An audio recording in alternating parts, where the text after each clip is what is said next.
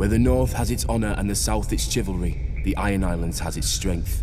We call ourselves the Ironborn, and we are warriors feared throughout the Seven Kingdoms.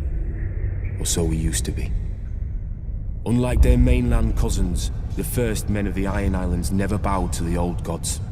Theirs was the drowned god, who made the Ironborn to reave and sack and write their names in salt, steel, and song, that his enemy, the Storm God, could not wash away.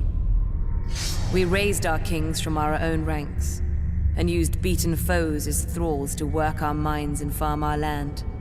Or as salt wives, if a woman was pretty enough. Such was the old way, and while we followed it, we held sway wherever the waves were heard. When Aegon came demanding fealty, King Harren the Black ruled as far east as the Trident. Other kings like the Starks could kneel, but Harren was Ironborn, and the Ironborn must be beaten. In Harrenhal, he had the mightiest castle in Westeros, and the army to defend it. But Aegon did not intend a siege. He mounted his dragon and roasted Harren and all his sons in their tower, and the Old Way with them. Because of Harren's defiance, Aegon pushed the Ironborn back to our islands and gave the Riverlands to the Tullys. But he did allow the Ironborn to choose who would lead them. House Greyjoy had always been one of the greatest houses of the Iron Islands. We trace our descent from the Age of Heroes and the legendary Grey King, who took a mermaid to wife and made war upon the Storm God for 1,000 years. Blessed by the Drowned God, the Grey King fought and slew Naga, the great sea dragon, and took her fire for his own.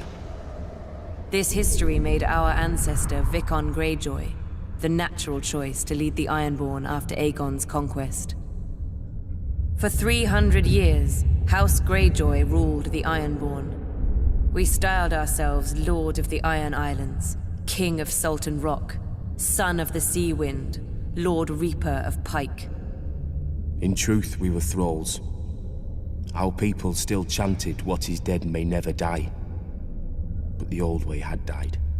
Until the Targaryens followed their dragons into the grave, and our Lord Father, Balon Greyjoy, rose against the new king, Robert Baratheon. He seized our ancient crown and sent our Iron Fleet against the Lannisters at Lannisport, burning all their ships before any could weigh anchor. Though Robert and Eddard Stark would later defeat him, they understood us no better than Aegon.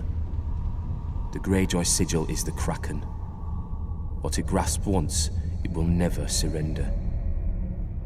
What is dead may never die, but rises again, harder and stronger.